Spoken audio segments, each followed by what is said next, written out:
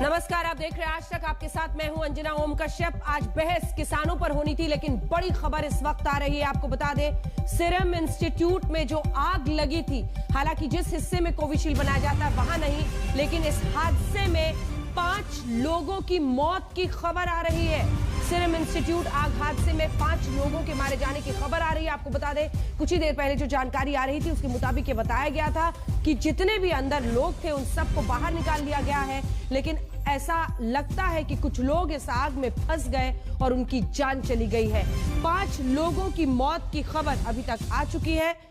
हमने आपको यह भी बताया कि मुख्यमंत्री उद्धव ठाकरे ने कहा है कि जिस हिस्से में कोविशील्ड बनाया जाता है वहां पर यह आग नहीं लगी है, लेकिन आग की तस्वीरें, 11 से ज्यादा दमकल गाड़ियों का वहां पर पहुंचना साफ इशारा था कि आग बहुत बड़ी है। और उसी कड़ी में अब यह खबर आप इस वक्त देख रहे हैं, सीरम इंस्टीट्यूट की बिल्डिंग में भीषण आग में 5 लोगों के मारे जाने की खबर है।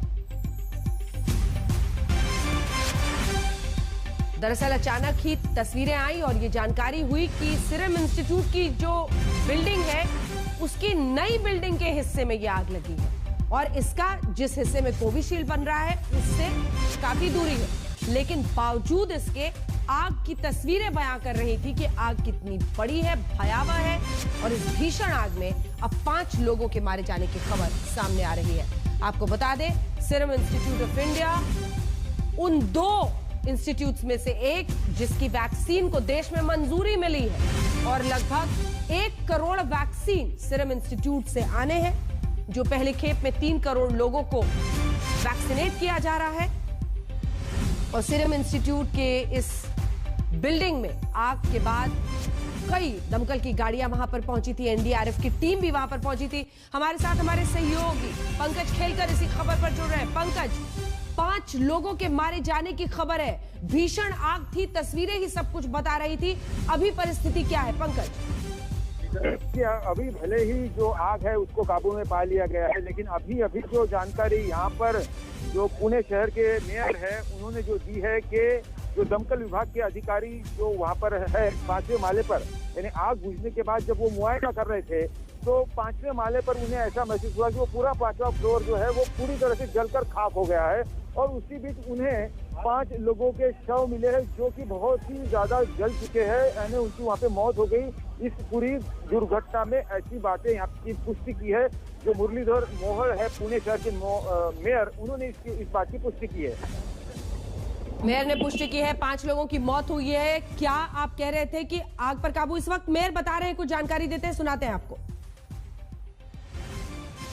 बॉडी हमारे फायर ब्रिगेड के जवानों को यहाँ पे मिली और इसकी वजह से ये पूरी दुर्घटना में 5 लोगों की आज जाने गई है, ये सामने आया है। कितने लोग पहले फंसे थे, कितने लोगों को बाहर निकाला, और ये जो 5 लोग हैं ये कौन है, ऐसा कुछ पता चला क्या? शुरू में 4 लोग फंसने की आशंका थी, उनको निकाला गया। ये जो लोग आज जिनकी मृत्यु हो गई है वो शायद अभी जो अनुमान लगाया गया है उसके हिसाब से वहाँ पे ये बिल्डिंग जो थी वो अंडर कंस्ट्रक्शन थी, तो शायद वो उस बिल्डिंग में काम करने वाले शायद वर्कर से, ऐसा अनुमान अभी लगाया जा रहा है। कॉज ऑफ फायर किस वजह से आग लगी, ऐसा कुछ जानकारी मिला है? कॉज ऑफ फायर का तो अभी फाइनल हमारे सामने ये नहीं आया, लेकिन ऐसा उसमें भी लगाया जा रहा है अनुमान कि वहाँ पे जो बिल्डिंग का काम चल रहा था, वहाँ पे जो वेल्डिंग का काम चल रहा था, इलेक्ट्रिक का काम चल रहा था, शायद उसी वजह से वहाँ पे आग लगी है। Thank you. तो मेरे ये जानकारी दे रहे थे कि 5 लोगों की जान गई है। सीरम इंस्टीट्यूट में ही काम करने वाले लोग थे। उन्होंने ये भी बताया कि कुछ कंस्ट्रक्शन का काम, बिजली का काम चल रहा था जिसकी वजह से ये आग लगी है। इस बीच आपको बता दें, फिलहाल जो आदर पूनावाला यहाँ के मालिक है, उन्होंने कहा है कि इस बारे में उनकी क्या जानकारी आती है। हालांकि कुछ ही देर पहले उन्होंने ट्विटर पर यह कहा था कि लोगों की का जो इस वक्त विशेष आ रही हैं उन सब पर उन्होंने धन्यवाद किया था और कहा था कि उस हिस्से में ये आग नहीं है जहां पर वैक्सीन बनता है। हमारे साथ पंकज लगातार जुड़े हुए हैं। पंकज, हमने मेयर की बात दर्शकों को सुना दी है, लेकिन क्या आशंका ऐसी है? आपने बताया कि उस फ्लोर पर गए तब अचानक पता चला कि कुछ लोग यहां पर जलकर पहले ही उनकी मौत हो चुकी थी। क्या ऐसी आशंका है कि ऐसी कुछ और जानकारी आ सकती है, कुछ और लोग फंसे हो सकते हैं? देखिए अंजना, शुरुआत से हम बता रहे थे कि ये जो पूरा इलाका है 55 एकड़ में फैला हुआ है और मांझरी और हड़पसर में ये जो 2 प्लांट है, ये नया प्लांट है जो कि निर्माणाधीन है, जो उसका कंस्ट्रक्शन शुरू है। एक हिस्से में जहाँ के जो BCG वैक्सीन है उसका लेबोरेटरी है और साथ ही साथ वेल्डिंग और बाकी का इंटीरियर का काम चल रहा था। तो अंदर और भी लोग है या नहीं, अभी तो पूरा फ्लोर जो है तकरीबन 10,000 स्क्वायर फीट या उससे ज्यादा ऐसा बड़ा ये फ्लोर है। 5वें माले, 6वें माले और 4थे माले पर ये आग है। इसमें से जो 5वां माला है वो पूरी तरह से जलकर खाक हो गया है और वहाँ पर ये 5 शव उन्हें दिखाई दिए जो कि दमकल विभाग के अधिकारी है उन्हें। अब इसके बाद और भी कुछ सामने आता है क्या, क्योंकि आग और आग की लपटें और जो धुआं इतना बड़ा था, उससे कितनी भीषण ये आग होगी इसका अंदाजा लगाया जा सकता है। 5 शव अभी मिले हैं, उसकी पुष्टि हुई है। शायद हो न हो, अगर वहाँ पे कुछ बाकी का कुछ जलकर खाक हो गया है, बाकी के लोग है या नहीं, इसके लिए सारा कुछ वहाँ पे लगी हुई है। NDRF की टीम भी पहुंची है और बहुत ही फूक कर बहुत ही सावधानी से सब कुछ देखा जा रहा है, मुआयना किया जा रहा है। अब ऐसा न हो कि और भी कुछ सामने आए जिसके अंदर हमें और शव मिले, पर वो उसकी पुष्टि अभी तक नहीं हुई है क्योंकि 2-3 घंटे बीत चुके हैं। जो अधिकारी है वो अंदर है और हम ऐसा मान सकते हैं कि जो हानि हुई है वो 5 लोगों तक ही सीमित होगी। चलिए, ऐसा माना जा सकता है कि 5 लोगों तक ही सीमित होगी। इस बीच आपको बता दें, सीरम इंस्टीट्यूट के CEO अदार पूनावाला का बयान, उन्होंने संवेदना जाहिर करते हुए अपनी बात कही है। हादसे में मारे गए लोगों के प्रति संवेदना वो जाहिर कर रहे हैं। लेकिन इस बीच अंदाजा लगाइए, कंस्ट्रक्शन इस हिस्से में हो रहा था सीरम इंस्टीट्यूट के कोविशील्ड जो वैक्सीन देश में लगभग 1 करोड़ लोगों को लग रहा है, वो यहीं पर बनता है। लेकिन इस हिस्से में नहीं जहां पर आग लगी थी। वो हिस्सा सीरम इंस्टीट्यूट का बिल्कुल अलग है इससे और वो सुरक्षित है। प्रशांत कुमार जो चीफ फायर ऑफिसर वहां मौके पर मौजूद थे, जिन्होंने देखा है, वो इस वक्त हमारे साथ जुड़ रहे हैं। प्रशांत जी, 5 लोगों के मारे जाने की खबर, क्या दर्शकों को हमारे आप बताएंगे इस हादसे के बारे में, और जो वहां पर पहुंचकर आपकी टीम ने देखा उसके बारे में बताएं। हम लोग पूरा आग कंट्रोल में आने के बाद सर्चिंग कर रहे थे, तो सर्चिंग के दौरान हमको 5 लोग एक जगह इकट्ठा एक कॉर्नर में कैजुअलिटी के स्वरूप में मिले। तुरंत हम लोगों ने उनको निकालकर हॉस्पिटलाइज किया हुआ है। तो आप बता रहे हैं कि 5 लोग हैं, उनको हॉस्पिटलाइज किया है या 5 लोगों की मौत हो गई है? नहीं, वो ये डिसीजन हम लोग नहीं दे सकते। हाँ। लेकिन ये सारी 5 ही कैजुअलिटी हमने एम्बुलेंस के जरिए भेज दी है। अच्छा, अब क्या और किसी के होने की आशंका है वहां पर प्रशांत जी? हो सकता है, इसीलिए हमारा सर्च का अभी भी चल रहा है। अच्छा, ये बताइए कि कितने फ्लोर्स में ये आग लगी है? क्या ये सब कुछ आपको 5वें माले पे ये 5 लोगों का शव मिला? बिल्कुल 5वें मंजिल पर बिल्कुल एक कॉर्नर में डेड एंड में उस फ्लोर के मिला। इसके अलावा प्रशांत जी क्या जानकारी देंगे आप? क्या आपकी टीमें जो है वो उसके ऊपर भी कोई फ्लोर है जहां पर लोग फंसे हो सकते हैं? 4th फ्लोर, 3rd फ्लोर, ये सब क्या आपने स्कैन कर लिया है, अच्छे से जांच कर ली है? जी, ये सबसे ऊपर का फ्लोर है जी, जिसमें लोग मिले। हाँ, अभी उसके नीचे के दोनों फ्लोर हम लोग सर्च कर रहे हैं। अभी सर्च कर रहे हैं आप? सबसे पहले 5th फ्लोर को आपने सर्च किया।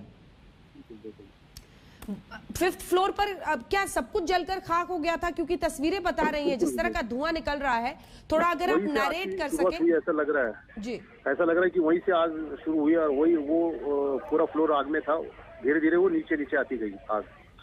अच्छा, आपका कहना है कि 5th फ्लोर से ही सबसे ज्यादा शुरुआत हुई हो आग की और वहीं से सब कुछ फैला हो। एक बार अगर आप सिलसिलेवार ढंग से प्रशांत जी, जैसे आप लोगों को फायर का कॉल आया, वहां से लेकर अभी तक के आपके सर्च ऑपरेशन और कितनी गाड़ियां आपने लगाई, कैसे आग बुझाई, पूरा अगर घटनाक्रम बताएं प्रशांत जी। ये करीबन 2:50 के दरमियान ये फायर कॉल हमको मिली। 2:30 हमको ये कॉल प्राप्त हुई जी, 2:30 पर। और जैसे ही कॉल प्राप्त हुई हम लोग तुरंत हमने व्हीकल छोड़ दी। काफी लोगों के फोन आने की वजह से ये पता चल गया कि ये आग बड़ी है, इसलिए एट ए टाइम हमने 10 गाड़ियां वहां पर छोड़ी। और जैसे ही पहली गाड़ी यहाँ पहुंची, उन्होंने बताया कि आग बड़ी है। यहाँ आने के बाद पता चला कि कुछ लोग फंसे हुए हैं और आग भी बड़ी है। हमने फायर फाइटिंग शुरू कर दिया। करीबन 9 लोगों को हमने निकाला सेफली, और 9 लोगों को निकालने के बाद हमने पूछताछ की तो उन्होंने बताया कि शायद हो सकते हैं और कुछ, इसलिए हमने एक तरफ फायर फाइटिंग का काम और दूसरी तरफ सर्चिंग भी चालू था। जब कंट्रोल में आ गई तो हमने सारे फ्लोर जब छानना शुरू किया तो देखा कि ये 5th फ्लोर से कुछ लोग दिखाई दिए। अब आग क्या पूरी तरह से बुझ गई है? हाँ, आग पूरी तरह से बुझ चुकी है। कितने लोगों को आपने बताया? 9 लोगों को आपने रेस्क्यू किया, उनमें क्या कुछ लोगों को बर्न्स भी हैं क्या? कुछ नहीं, कुछ नहीं, वो ठीक ठाक निकल गए। वो ठीक ठाक निकले। तो क्या अंदर से रास्ता था? कुछ बिल्डिंग अंडर कंस्ट्रक्शन थी? जरा वहां की तस्वीर बताएं, समझाएं हमारे दर्शकों को क्या चल रहा था अंदर में। उन्होंने क्या बताया आपको? अंडर कंस्ट्रक्शन नहीं, लेकिन उसका कुछ काम चल रहा था। मेयर का कहना था कि अंडर कंस्ट्रक्शन होने की वजह से बिजली के कुछ काम से आग लगने की आशंका है। आपको भी ऐसा ही लगता है? नहीं, अभी तक ये जानकारी नहीं मिल पाई। अच्छा, ये बताइए कि जिन लोगों को आपने रेस्क्यू किया तो क्या सीढ़ी वाला हिस्सा फ्री था? उधर से लोगों को निकाले, कैसे निकाला? हाँ, सीढ़ी का हिस्सा फ्री था, उधर आग नहीं पहुंची थी। जी, धन्यवाद आपका हमें तमाम जानकारी देने के लिए। प्रशांत कुमार, फायर ऑफिसर, जो चीफ फायर ऑफिसर वहां पर मौजूद थे, उन्होंने आज तक से इस एक्सक्लूसिव बातचीत में जानकारी दी कि जो लोग फंसे हुए थे उन्हें निकालने में लगभग 9 लोगों को उन्होंने निकाला, जिनको कोई भी नुकसान नहीं हुआ।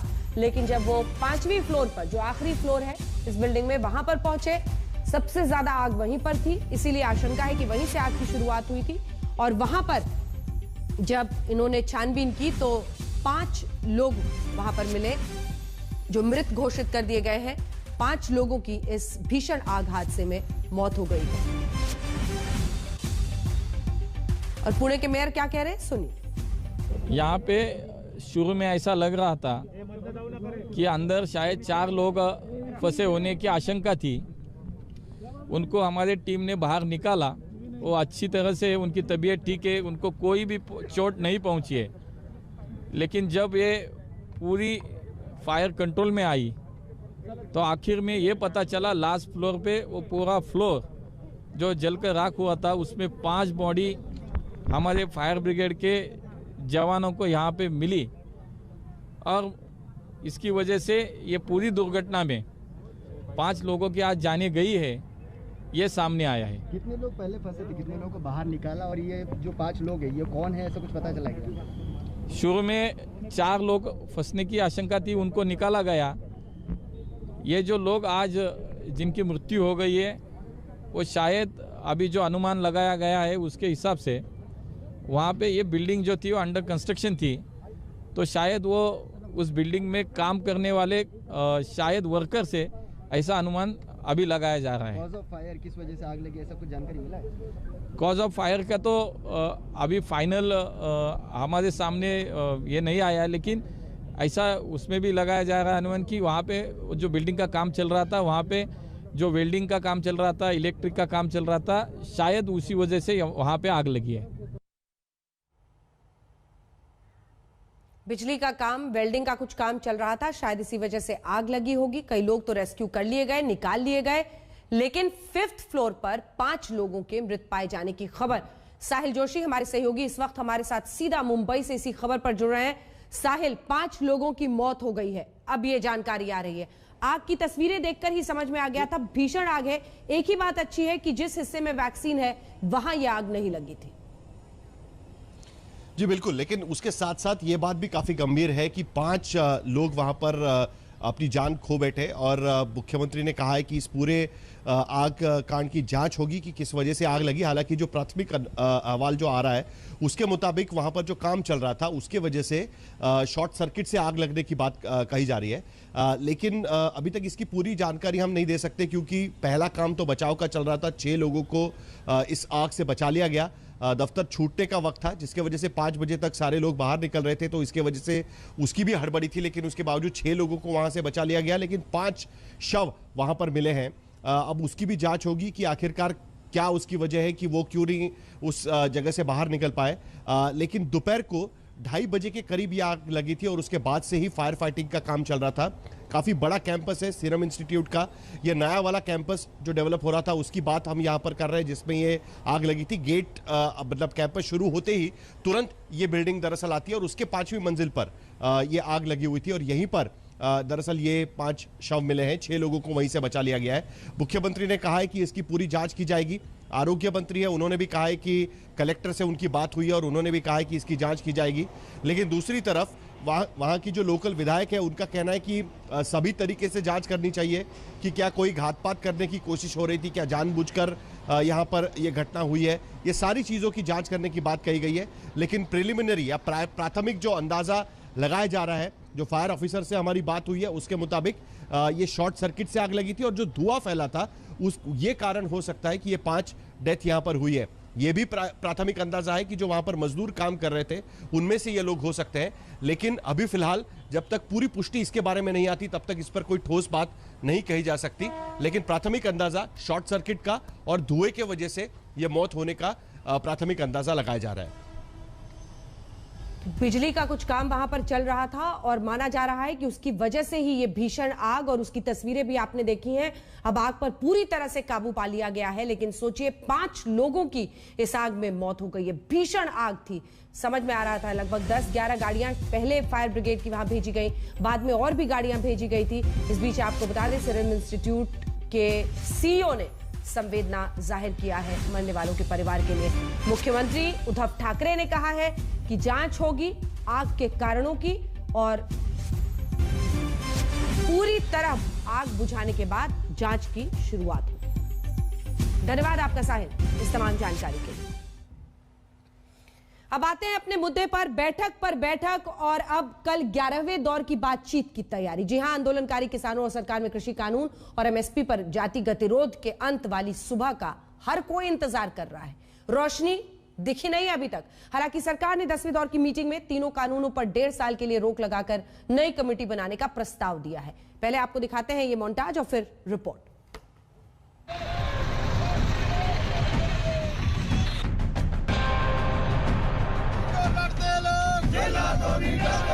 सरकार ने प्रस्ताव दिया, किसानों का रुख बदला, ऑफर पर मंथन हुआ। आइए आपको बताते हैं किसान आंदोलन पर सरकार ने आखिर क्या नया कहा है, जिसकी वजह से पूरे आंदोलन में नया मोड़ आया है और किसानों का रुख नरम हुआ है। इस पावन प्रकाश पर्व पर कोई हल निकल आए, यह सरकार की बहुत तीव्र इच्छा थी और इसलिए हम लोगों ने सरकार की ओर से यूनियन को यह प्रस्ताव दिया। सरकार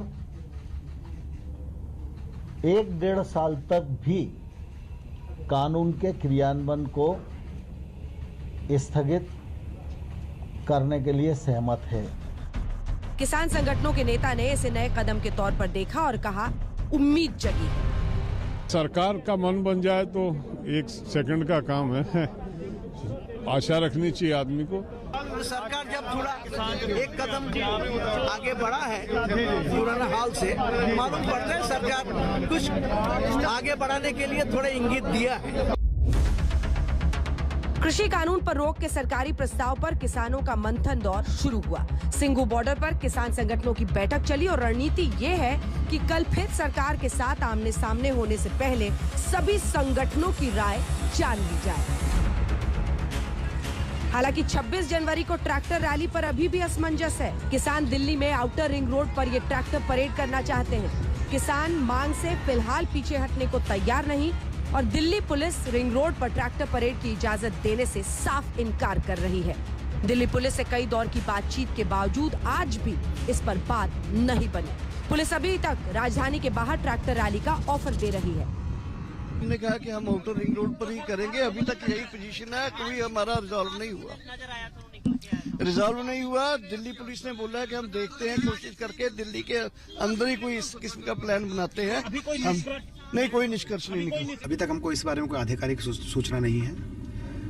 मैं इतना आपको कह सकता हूं कि जो रिपब्लिक डे फंक्शन है, जो कि एक नेशनल इवेंट है, इसको हम लोग जो है पूर्णतया सुचारू रूप से चलाएंगे और इसमें हमारा कोई बाधा ना आए, ये हमारा जो है एक कमिटमेंट है। कल कृषि मंत्री और सरकार के नुमाइंदों के साथ 11वीं दौर की बातचीत का दिन तय किया गया है। इससे पहले आज आपस में बैठक करने के बाद क्या है किसानों की सरकारी प्रस्ताव पर राय, ये जानने के लिए आइए आपको लिए चलते हैं दिल्ली बॉर्डर पर। अगर 1.5 साल तक का अगर सब कमेटी बना देती है तो उसके बाद क्या आप लोग यहाँ से बॉर्डर को छोड़? ऐसे ना जाते, ये किसान ऐसे ही कहाँ चला जाएगा, इसे निपटा के चलेगा सारे को। टकराव की स्थिति नहीं है। मुझे पूरा विश्वास है कि सरकार को सद्बुद्धि आएगी और हम दिल्ली के अंदर आके अपना गणतंत्र दिवस की इज्जत बढ़ाने के लिए ये जो परेड करना चाहते हैं ये कर पाएंगे, मुझे विश्वास है। सवाल यही है कि क्या इस प्रस्ताव के बाद आंदोलन खत्म होगा और प्रस्ताव पर नरम पड़ रहे किसान अभी भी ट्रैक्टर परेड पर अगर अड़े रहते हैं तो इससे सरकार किसान गतिरोध पर क्या संकेत मिलते हैं? आज तक ब्यूरो।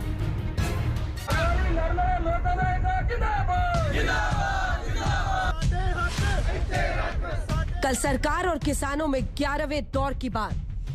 1.5 साल तक कानून पर रोक का मास्टर स्ट्रोक। सरकार 1-1.5 साल तक भी कानून के क्रियान्वयन को स्थगित करने के लिए सहमत है। सरकार ने दिया प्रस्ताव, क्या थमेगा टकराव? ये सरकार का प्रस्ताव है, किसान का प्रस्ताव नहीं। आंदोलन नहीं ऐसे खत्म होता कि आंदोलन करा, उन्होंने कह दिया हमने मान लिया आप घर जाओ। ट्रैक्टर परेड पर आमने सामने दिल्ली पुलिस और किसान। 26 जनवरी को दिल्ली में ट्रैक्टर परेड पर अड़े किसान। सरकार इस बात पे अड़ी है कि वो रिंग रोड पे हमें नहीं करने देंगे परेड, और हम इस बात पे अड़े हैं कि हम वहीं करेंगे। कब खत्म होगा गतिरोध, कब मानेंगे अन्नदाता?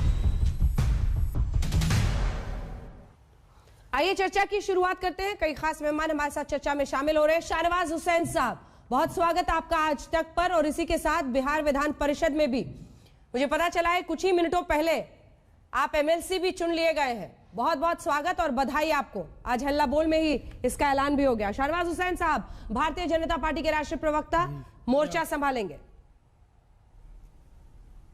अनुराग भदौरिया हमारे साथ जी अनुराग भदौरिया समाजवादी पार्टी का पक्ष रखेंगे, हमारे साथ चर्चा में शामिल हो गए हैं।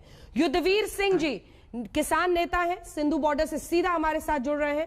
मेजर सिंह कसेल साहब जो कि प्रेसिडेंट है किसान मजदूर संघर्ष कमेटी के, वो अमृतसर से हमारे साथ जुड़ रहे हैं। और doctor Veerpal Singh agricultural expert के तौर पर हमारे साथ जुड़ेंगे। युद्धवीर सिंह जी, सबसे पहले आपके साथ शुरुआत करते हुए, कहां पहुंचा मामला? कल तो लग रहा था नरम पड़ रहे हैं, 1.5 साल तक सरकार कह रही है कानून को रोक देंगे, कमेटी बनाएंगे, मानेंगे कि नहीं आप लोग? कहां पर अभी भी लग रहा है कि टकराव है? स्टैंड क्या है अभी शाम में आपका? देखिए, मैं आपको बता दूं, जब शुरुआत बैठकों की दौर का शुरुआत में सरकार ने प्रस्ताव दिया था कि हम कुछ समय के लिए इनका क्रियान्वयन रोक देते हैं और एक समिति बना देते हैं। ये नया प्रस्ताव नहीं है। ये जब हम आए थे उस टाइम पे ये प्रस्ताव दिया गया था। अगर इसी प्रस्ताव पे मानना होता तो हम 2 महीने बैठने की जरूरत क्या थी? 125 से ज्यादा आदमियों की शहादत दी है हमने, और उनकी शहादत के बाद हम आश्वासन पे अगर घर जाते हैं तो हमसे मतलब इससे जो है इस निर्णय को क्या कहेंगे आप? इस तरह का निर्णय सोच भी कैसे लिया सरकार ने कि किसान इस पे लौट जाएंगे? हम आए हैं यहाँ तीनों कानूनों को रिपील कराने के लिए और एमएसपी को कानूनी जामा पहनाने के लिए।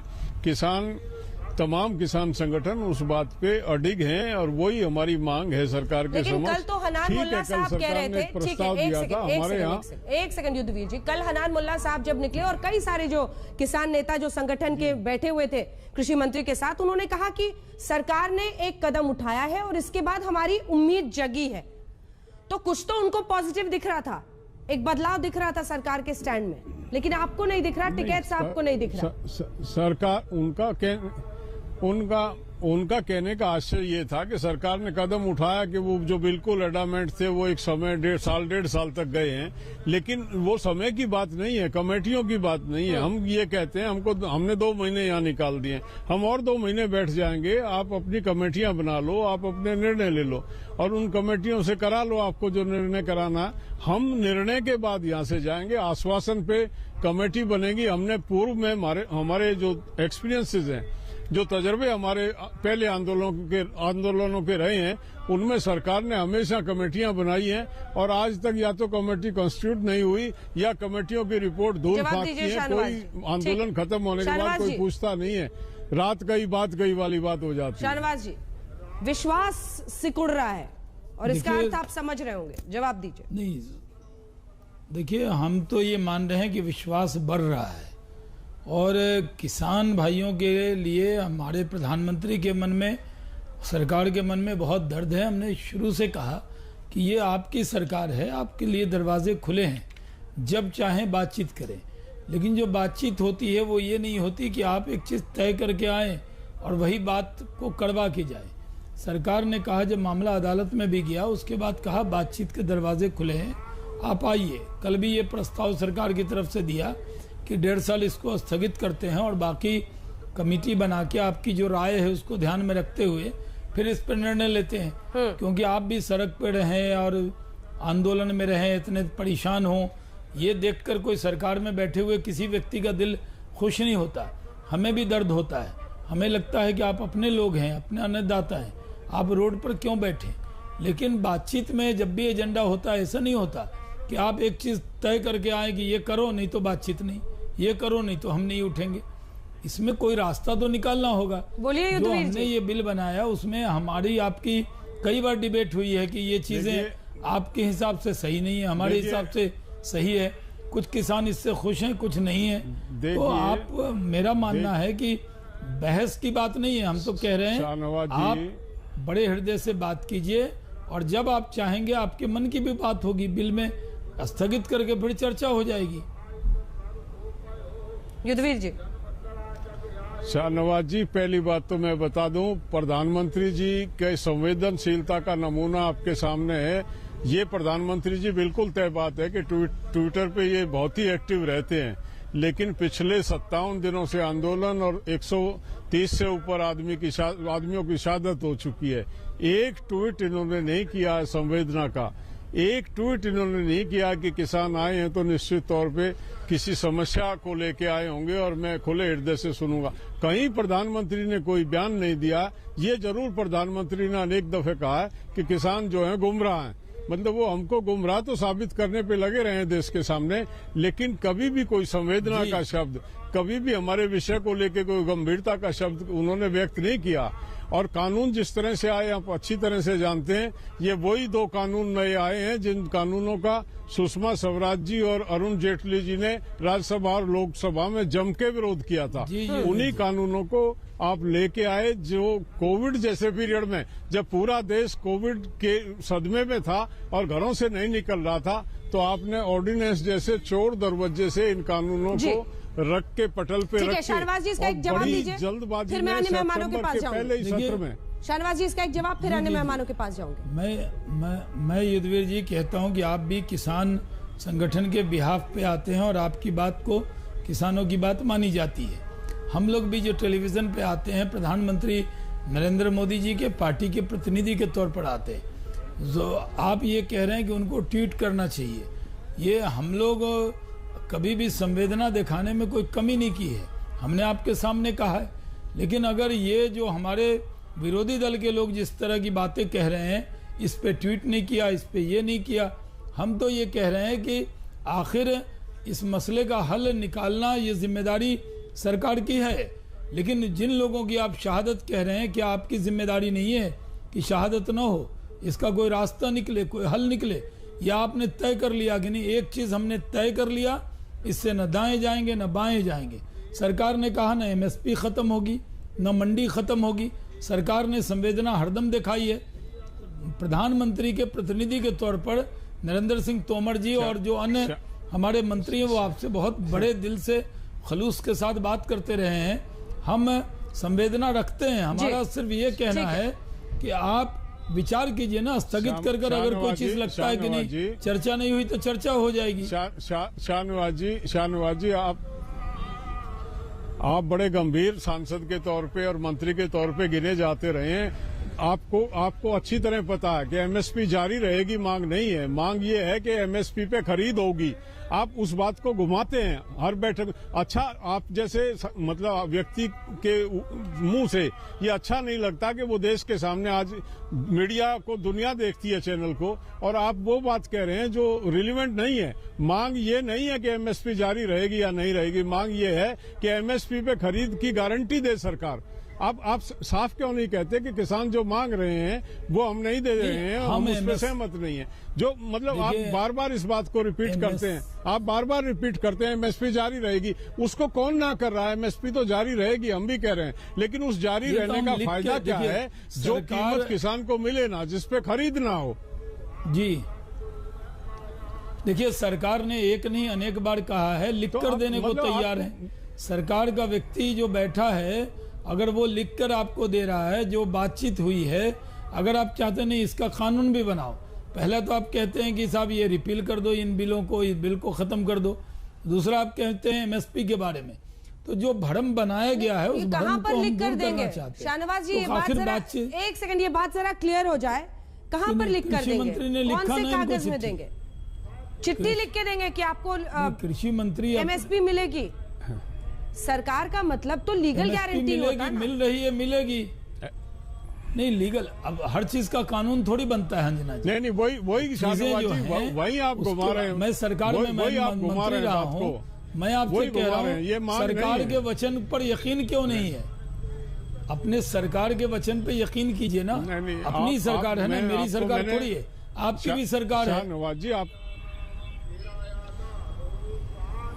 हमारी सरकार होती तो 57 दिन सड़कों पे थोड़ी बैठते, जहाँ पे बैठा रखा 1 डिग्री के टेम्परेचर में ओलावृष्टि हुई है, लगातार 5 दिन बारिश हुई, हमारे बुजुर्ग और महिलाएं बच्चे रात भर खड़े रहे टेंटों में। मतलब आपको कोई संवेदना जागी नहीं, किसी ने पूछा नहीं, किसी ने हालचाल नहीं लिया। हमको जो है कभी गुमराह बताया जाता, कभी खालिस्तानी बताया जाता, कभी नक्सली बताया जाता, कभी क्षेत्र विशेष के लोग बताया जाता। गंभीरता से लें आंदोलन को, शाहनवाज जी, गंभीरता से लें, देखिए गंभीरता से लें। आपको हम खालिस्तानी हमने नहीं कहा, कभी हमने आतंकी नहीं कहा। हमने ये जरूर कहा कि जिस तरह कुछ लोगों की तस्वीर भड़काऊ टाइप के लोग आपके अंदर घुस गए थे, हमने अलर्ट किया, उससे बचिए। आप ही देख लें, आपके लोग कभी नहीं कहा हम लोगों ने। बीजेपी के लोगों ने तमाम बातें कही हैं जो मैं कह रहा हूं, और साक्ष्य के साथ में आपको दे दूंगा, आपको चाहिए तो, किसने क्या क्या ट्वीट किया, कैसे बोला, क्या बयान दिया, आजकल ऑन रिकॉर्ड है, मीडिया, सोशल मीडिया कर सकते हैं। आपका हम सम्मान करते हैं। अनुराग भदौरिया जी, बीजेपी कहती है आप ही लोगों ने किसानों को भ्रमित किया है। विचार किया, आप भी विचार कीजिए। सरकार के मन में इतना दर्द है अंजना जी, आप अंदाजा नहीं लगा सकते। दर्द के मारे सरकार 2 शब्द कहीं लिख नहीं पाई, ना बोल पाई। जैसा किसान नेता कह रहे हैं 100 से ज्यादा लोगों की मौतें हो गई। उसके बदले में इनको क्या दिया पता है आपको? उसके बदले में इनका अपमान किया है किसानों का। ये खालिस्तानी है, ये पाकिस्तानी है, ये चोर डकैत है, इनके ऊपर एनआईए लगाओ। कमाल है भाई, ठंड में ठिठुर रहा है किसान अन्नदाता जिसकी मौतें हो रही है, उसके बारे में भदौरिया साहब, उसके बदले में एनआईए बता रहे हैं। भदौरिया साहब, कोर्ट में भी एक सेकंड एक सवाल है अनुराग जी, एक सवाल है।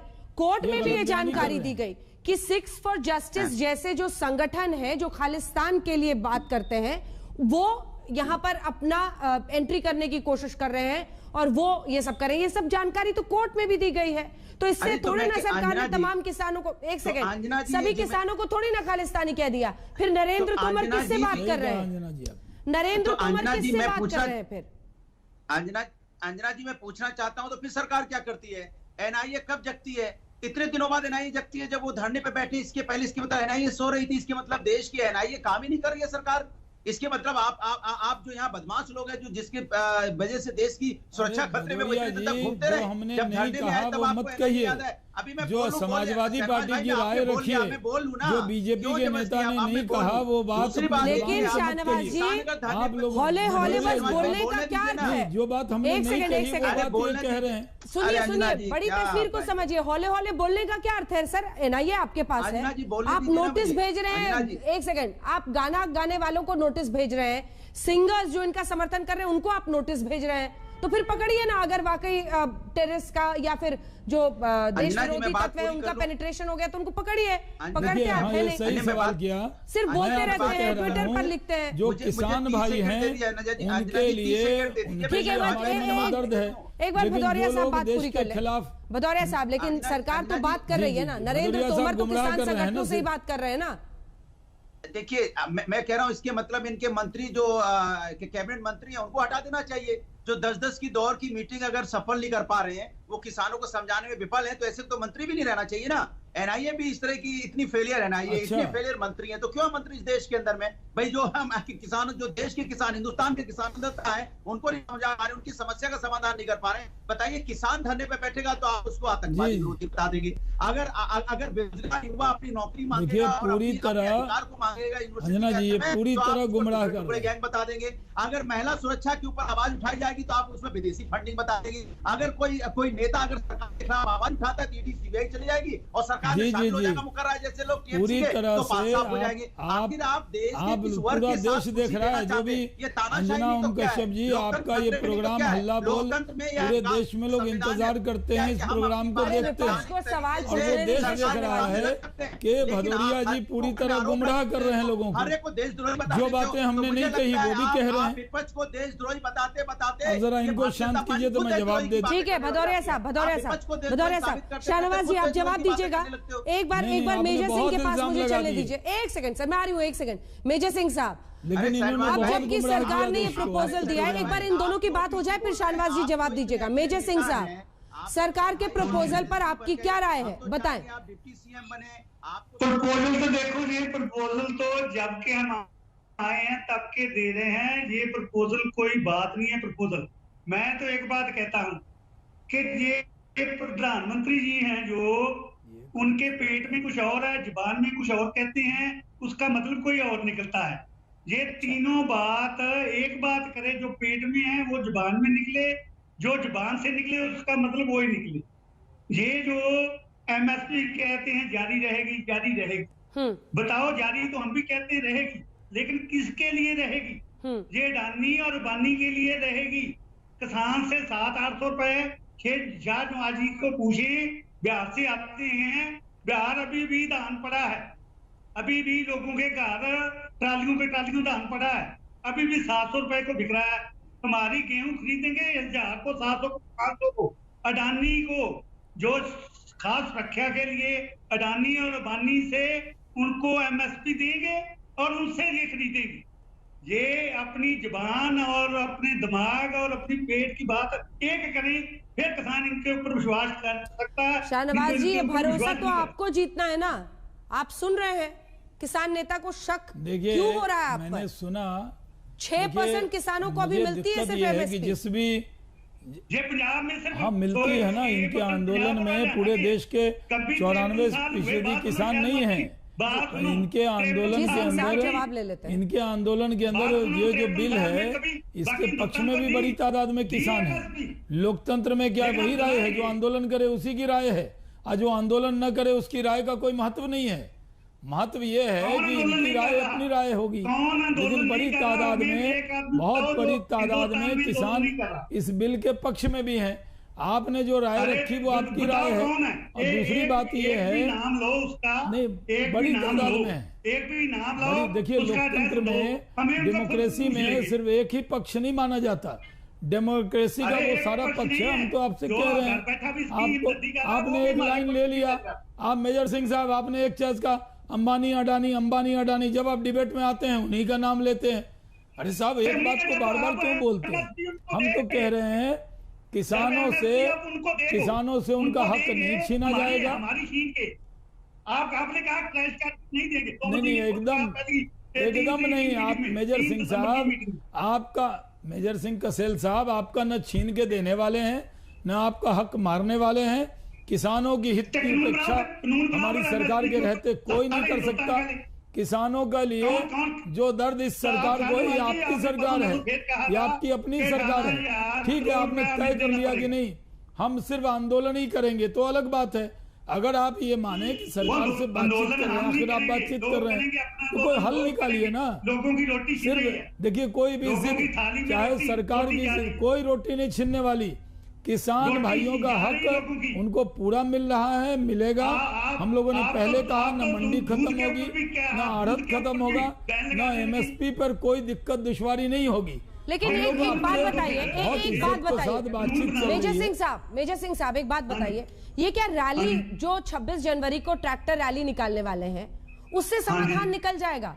उसका मकसद क्या है? अरे उससे देखो हम देश के बशिंदे हैं, हम वो ट्रैक्टर रैली पूरी परेड फौजियों की तरह परेड करेंगे और झलकियां दिखाएंगे किसानों की, कि किसानों के बच्चे कौन से स्कूल में जोगी साहब कहते हैं कि हमने इतने बच्चे पढ़ा दिए।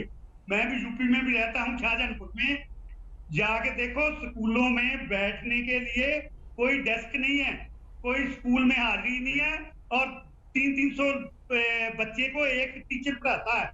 उनने भी आगे अपने टीचर रखे हुए हैं, उन्हें आगे तनख्वाहदार 100 रुपए दिहाड़ी के ऊपर रख के यहाँ वहाँ बच्चों को पढ़ा रहे हैं। वहां जाके फील्ड में देखें, फिर बात करें, फिर बात होगी। ये व्यापारी समाज है, व्यापारी लोग है, किसानों के नहीं, आज पूरे देश में आप कहीं चले जाएं, पढ़ाई में कोई दिक्कत नहीं है।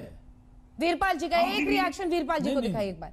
वीरपाल जी, ये कहीं किसानों के लिए जितना हमारी सरकार ने किया उतना आज तक किसने किया है? ठीक है, हम आपके हमदर्द हैं, लोगों ने आपको कह दिया कि हम आपके दुश्मन हैं, ऐसा नहीं है, हम आपकी चिंता करने वाले लोग हैं। ये सरकार आपकी चिंता कर रही है।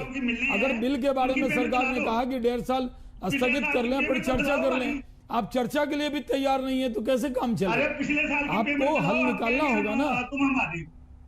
वीरपाल जी को दिखाइए। वीरपाल जी, क्या सरकार के सुझाए रास्ते पर चलना इस वक्त किसानों के लिए अच्छा सौदा होगा? सीधा सवाल। हाँ बिल्कुल, मैं मानता हूं अच्छा सौदा होगा। देखो, जैसे आपको मालूम है कि सरकार ने किसानों की एमएसपी मान ली, एपीएमसी मान ली और कॉन्ट्रैक्ट फार्मिंग में भी अमेंडमेंट मान लिया। हाँ। और जितने भी 3 बिल हैं इनमें भी संशोधन की बात मान ली। यानी कि किसान भाइयों ने बताया है कि 85% अमेंडमेंट कर दिया इन बिलों में भी। और अब जैसे कि आप बता रहे हैं, किसान भाई भी बता रहे हैं कि सरकार ने कह दिया 1 से 1.5 साल तक ये बिल बिल्कुल सस्पेंडेड रहेंगे, कोई लागू नहीं होगा। इसलिए मेरा तो कहना ये है एज ए एग्रीकल्चर एक्सपर्ट कि किसान भाइयों को इस समय बिल्कुल सोचना चाहिए, मानना चाहिए। बहुत दिन हो गए बॉर्डर पर बैठे हुए इतनी ठंड में, तो किसान खुशहाल, देश खुशहाल, जय जवान जय किसान। इसलिए मैं कहता हूँ किसान भाइयों को इतना हठधर्मिता नहीं दिखानी चाहिए। बिल्कुल किसानों को मानने का अब मौका आ गया है, इससे अधिक नहीं सोचना चाहिए। मैं युद्धवीर सिंह से भी कहना चाहूंगा, युद्धवीर सिंह जी आप सब जानते हैं, बहुत अच्छा है, बहुत बढ़िया हो चुका है, आप सब जानते हैं, लेकिन हम भी गहराई से जानते हैं, आप खूब पता है। लेकिन मैं अंजना जी, मैं आपसे कहना चाहूंगा किसान भाइयों को इस समय बहुत अच्छा मौका है और किसान भाइयों की जीत हो रही है। मैं यहाँ तक कहूंगा, देखो किसान भाई जो कह रहे हैं वही बात माननी जा रही है।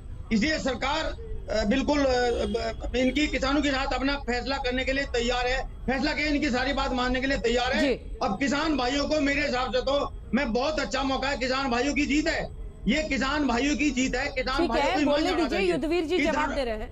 युद्धवीर जी जवाब दीजिए। देखिए अब आप मेरी सुन लें। वार्ता में हम जा रहे हैं, जानकारी हमको है या शिषपाल जी आपको है, क्या स्थिति है वो हम जानते हैं, क्या पोजीशन है। देखिए अंजना जी, मैं एक बात बताता हूँ, रवैया सुने आप, हमारे 3 वार्ता में जा रहे हैं, सुनो युद्धवीर सिंह जी, देखिए हमें तो बताइए, हमको भी तो बताइए। वीरपाल जी ये ठीक नहीं है, ये ठीक नहीं है, लड़ाई नहीं, आपने कुछ कहा है, जवाब सुनिए। वीरपाल जी जवाब सुनिए। मैं आपके बीच में बोला नहीं, मेरी बात सुनो, चिल्लाओ मत। 3 व्यक्ति हमारे हिमाचल गए, 3 व्यक्ति हिमाचल गए इस आंदोलन के लिए। सरकार ने तीनों को पकड़ के बंद कर दिया। बीजेपी की सरकार है हिमाचल में, उनका कसूर इतना था कि वो आंदोलन की तैयारी में किसानों को बताने के लिए और एक हमारा जो संगठनात्मक काम करने के लिए गए थे। हमारे उड़ीसा से जो है बसें में बैठ के हमारे लोग यहाँ हिस्सा लेने आ रहे थे। 4 दिन से यूपी पुलिस उनको यूपी में घुमा रही है, टॉर्चर कर रही है, उनको दिल्ली तक पहुंचने नहीं दे रही है।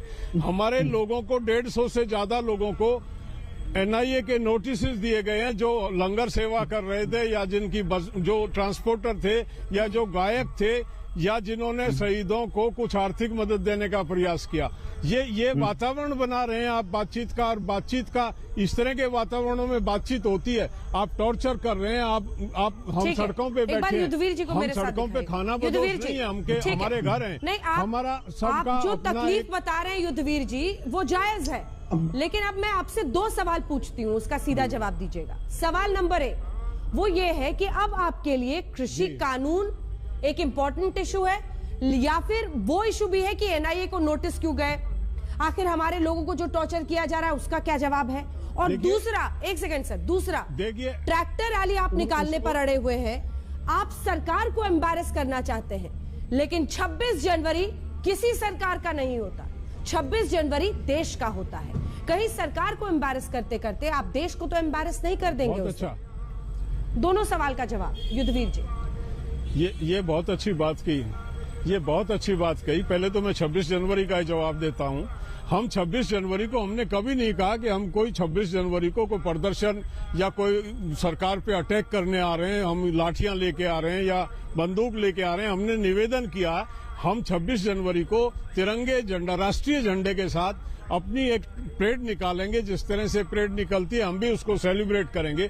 और हमने सरकार के फंक्शन को ध्यान में रखते हुए हमने वो जो हमारे कुछ साथी कह देते थे कई दफे राजपथ जाएंगे, लाल किला जाएंगे, हमारे नेतृत्व ने उस कंफ्यूजन को दूर किया कि हम उस कार्यक्रम को डिस्टर्ब नहीं करेंगे। हमारा समय उनके समय से अलग होगा। सरकारी कार्यक्रम जब खत्म हो जाएगा तो हम रिंग रोड पे अपना बाहर अपना जो है सेलिब्रेट करके तिरंगे झंडे के साथ सेलिब्रेशन करना, अगर ये राष्ट्रद्रोह है या कोई किसी को खतरे में डालने वाली बात है, हम इस देश के बासिंदे हैं, हमको भी हक है सेलिब्रेशन का। आपको ऐतराज क्या? ठीक है, शाहनवाज जी जल्दी से जवाब दें।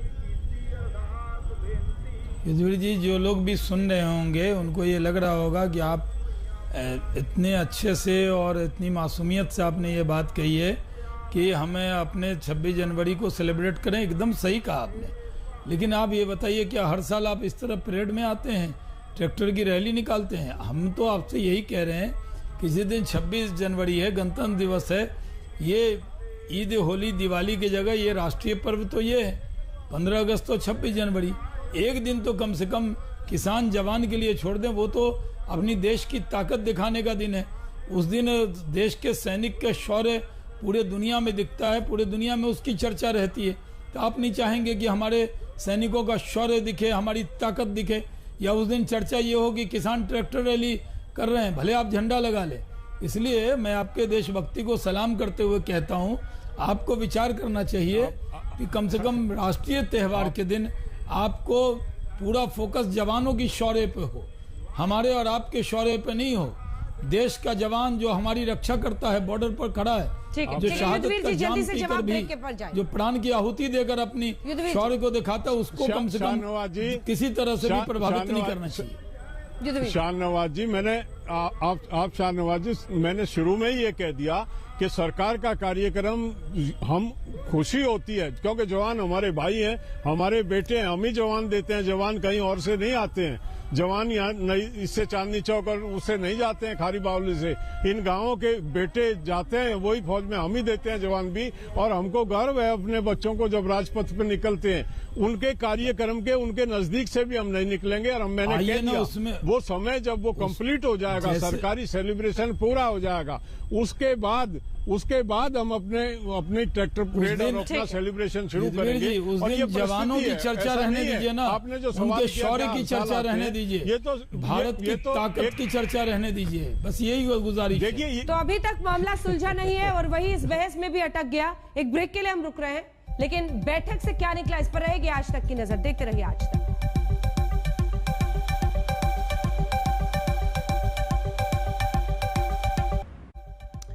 तो किसानों और सरकार के बीच फिर से कल बैठक होनी है। किसान आज बातचीत कर रहे हैं कि आखिर सरकार के 1.5 साल तक कानून को रोकने के प्रस्ताव पर उनकी क्या राय है। इस खबर पर है हमारी नजर, इसी पर आप देख रहे थे चर्चा। देखते रहिए आज तक।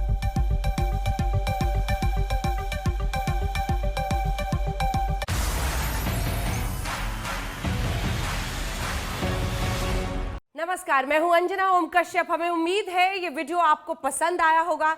लेटेस्ट खबरों के लिए यूं ही देखते रहिए आज तक, और इस वीडियो के पसंद आने पर लाइक, शेयर एंड सब्सक्राइब करना ना भूलें।